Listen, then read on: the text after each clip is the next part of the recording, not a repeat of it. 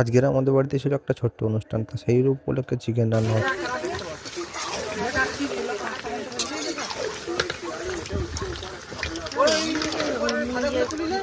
আর এক সাইডে চিকেন হচ্ছিল আর এক সাইডে বেগুনি হচ্ছিল। দেখো, একটা দাদা চিকেন রান্না করছিল আর একটা দাদা বেগুনি ভাজছিল। আর এই যে চিকেনটা রান্না করছে, চিকেনটা আধা ঘন্টা পর্যন্ত ম্যারিনেট করে রাখা ছিল। আজ ছিল রবিবার, সানডে, তাই দু ভাই বোন মিলে একসঙ্গে বসে রান্না করছে। আর সবাই খুব খুশি ছিল, কারণ অনেকদিন পর একসঙ্গে আবার পিকনিক হচ্ছে সবাই মিলে।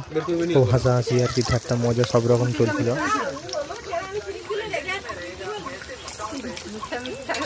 ফ্রিজে চাবি তালা মারবে সবসময় একদম ফ্রিজ গুলো একদম